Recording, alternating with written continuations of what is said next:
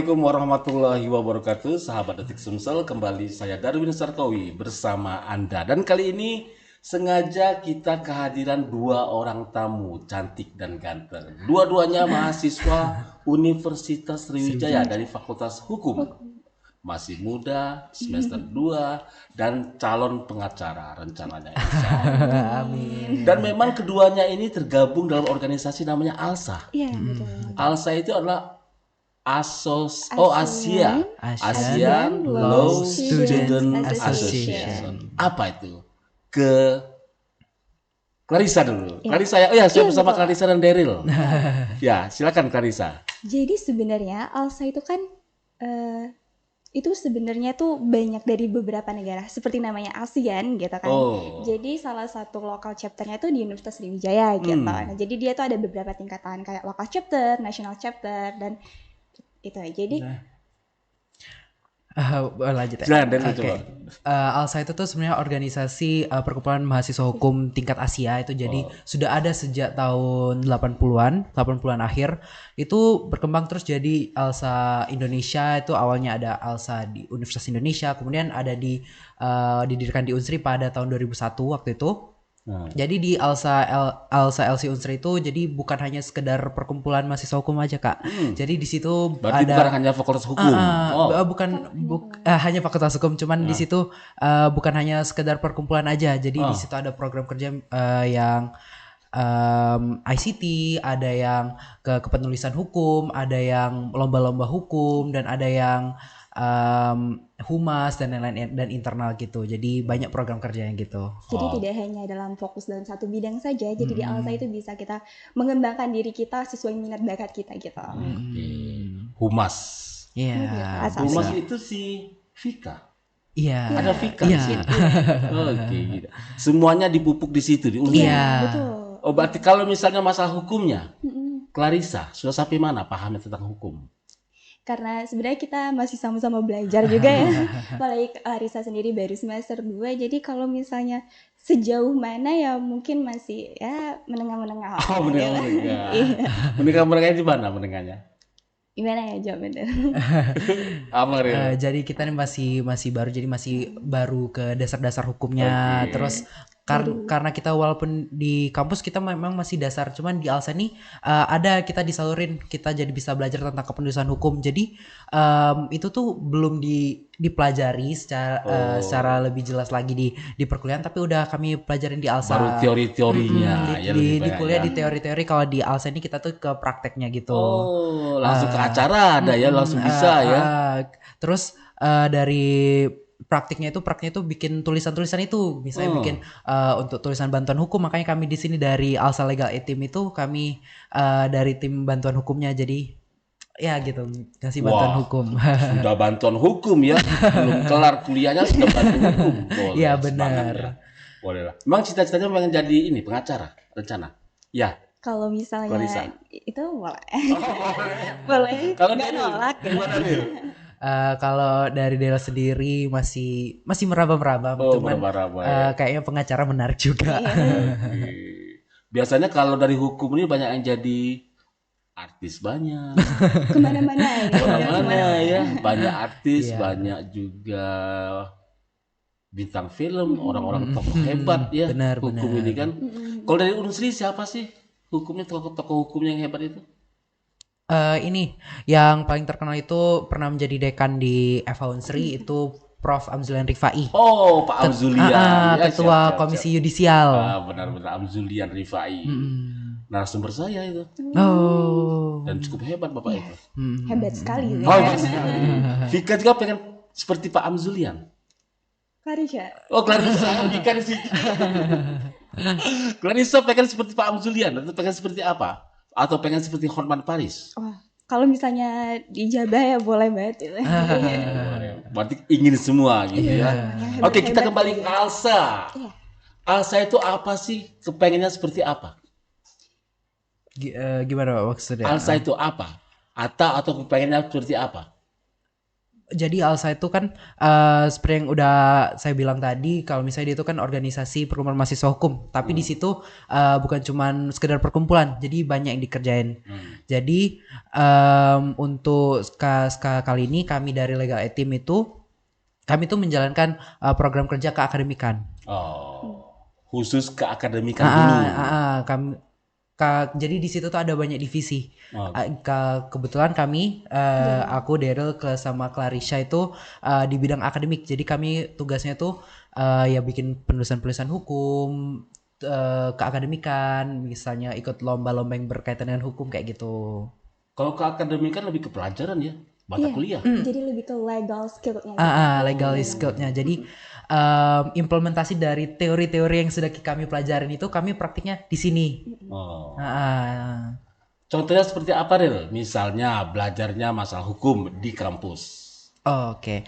Jadi kalau di ALSA itu sendiri kami tuh ada belajar namanya hukum acara pidana kayak gitu, tentang peradilan segala dan lain-lain itu.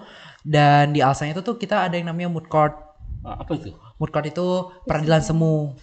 Jadi kita tuh di situ mempelajari mempraktekkan dari yang sudah kami pelajari itu tadi ke misalnya ke lomba-lomba peradilan. Pengadil kayak jadi hakim, jadi pengacara kayak gitu. Sekarang ini lagi heboh itu kasus Vina. Pernah baca? Pernah. Pernah ngikuti gak? Ngikutin dikit-dikit lah.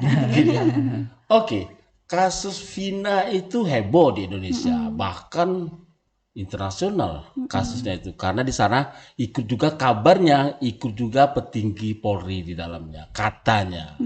Kalau analisa Clarissa atau Daryl nih, seperti apa kasus Vina? Katanya masih belum ketemu juga sampai masih sekarang. Masih abu-abu juga sebenarnya. Kalau sebenarnya kalau sekarang itu kan kayak dia udah nangkep pembunuhnya ya, tapi pembunuhnya juga tidak mengaku kan. Itu juga sekarang sampai filmnya juga hampir mau tidak ditayangkan lagi kan, karena kasusnya semakin besar. Mungkin sekarang lebih ke ngikutin aja kali ya, karena masih sangat abu-abu. Abu-abu. Iya. Nah, kalau yang abu-abu kasus hukumnya itu diarahkan kemana misalnya? Kalau itu kan keterlibatan orang hukum itu sangat penting. Iya, sangat.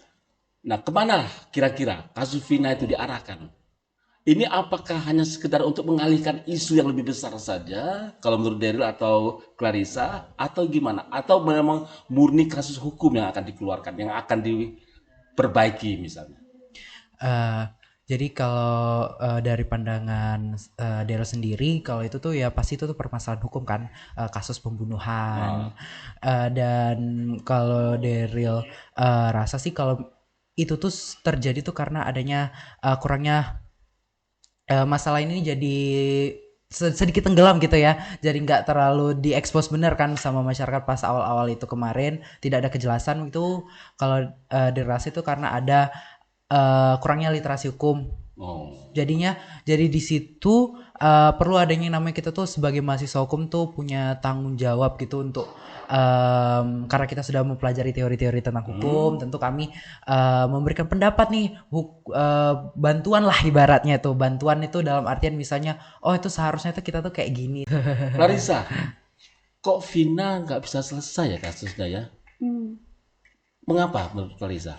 Kalau menurut Clarissa pribadi itu mungkin hampir sama jawabannya. Jadi kalau misalnya penyelidik hukumnya saja masih bimbang gitu, apalagi di situ orang-orang yang terlibat itu kan sangat suka memutarbalikkan fakta ya. Jadi bikin penyelidik hukum tuh juga bingung. Jadi kurangnya penyelidikan tersebut, kayak kebenaran yang terungkap atau fakta yang terungkap itu jadinya kurang juga. Jadi penyelidik hukumnya tidak. Jadi karena bimbang tadi, masyarakat pun juga jadi bingung gitu. Ini yang mana sih yang benar? Oke. Penyelidik hukum itu biasanya orang hukum ya? Iya betul. Orang hukumnya nggak ikut ALSA kali. Jadi dia ikut praktek seperti apa sebenarnya? Makanya gitu.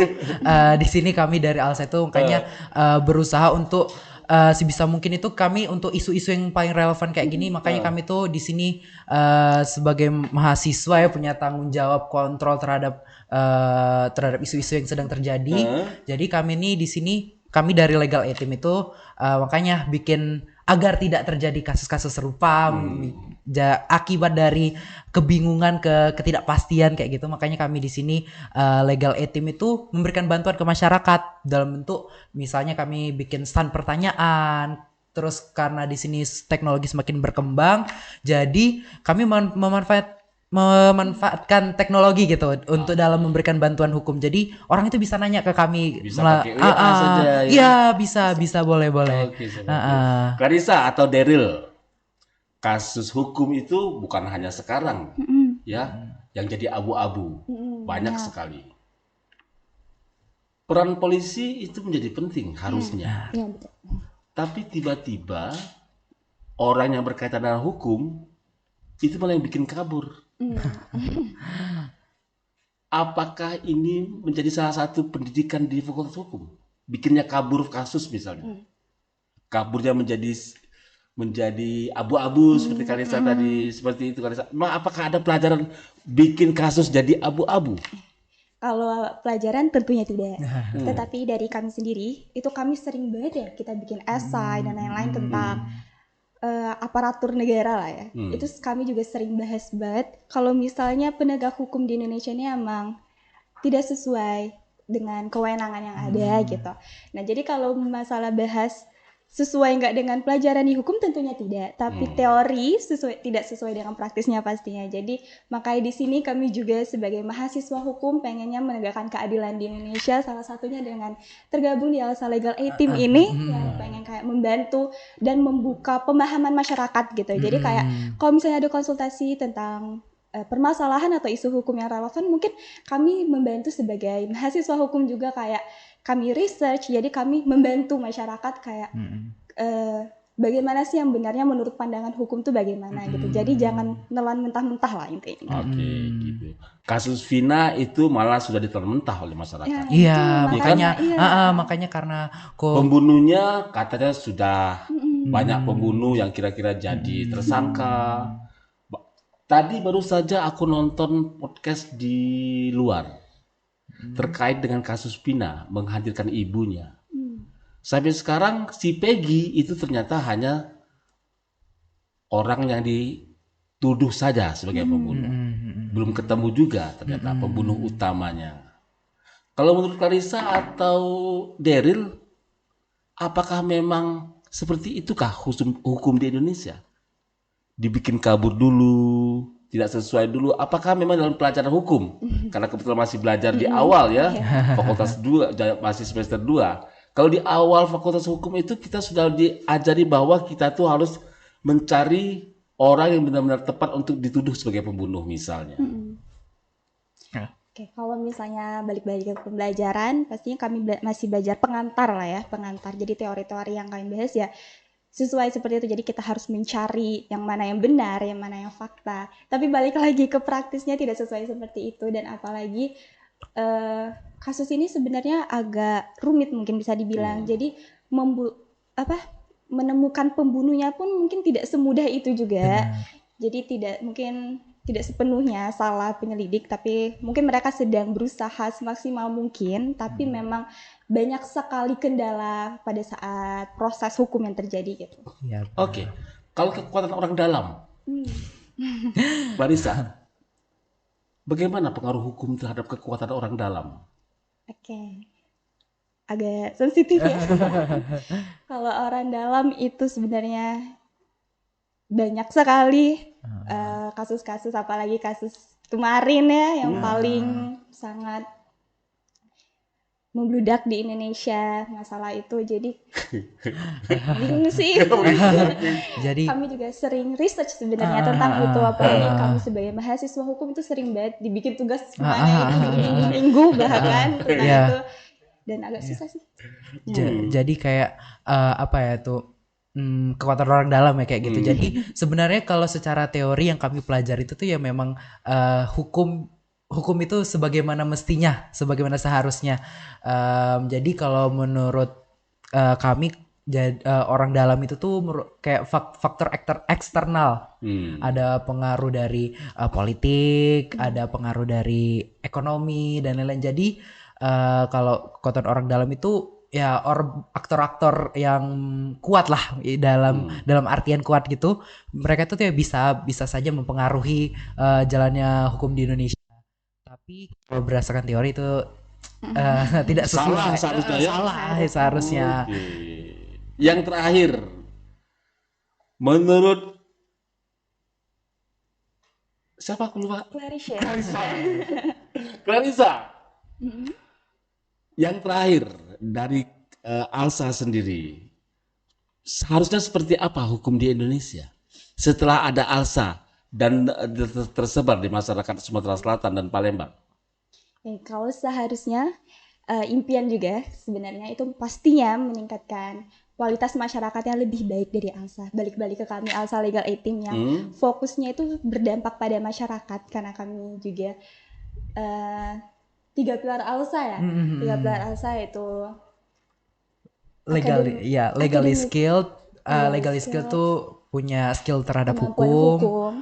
Academy committed itu berkomitmen terhadap akademik. Terus yang terakhir social responsibility atau responsibility. Bertanggung jawab sosial gitu kan. Nah, jadi disitulah yang kami inginkan kalau misalnya dengan ALSA yang sudah tersebar luas di mana-mana, 3 pilar tersebut bisa terimplementasi dengan baik di masyarakat. Jadi kami ingin membuka masyarakat kalau misalnya jangan sampai buta hukum. Oh iya benar. Buta hukum biar melek. Iya. Melek dari mana dulu? Apa? Melek hukum dari mana dulu? Melek hukum itu dari HP. Dari HP. Jadi kita kan sudah semakin berkembang lah teknologi itu tuh. Jadi tuh semakin mudah informasi hukum itu didapetin. Cuman ya pasti di informasi di HP itu tidak bisa kita telan mentah-mentah, harus ada pertimbangan-pertimbangan lainnya. Dan dalam kita ngelihat berita-berita tentang permasalahan hukum itu sendiri, tentu memang kita nggak bisa ngambil dari satu sumber aja. Jadi kita perlu ada yang namanya teori-teori itu tadi.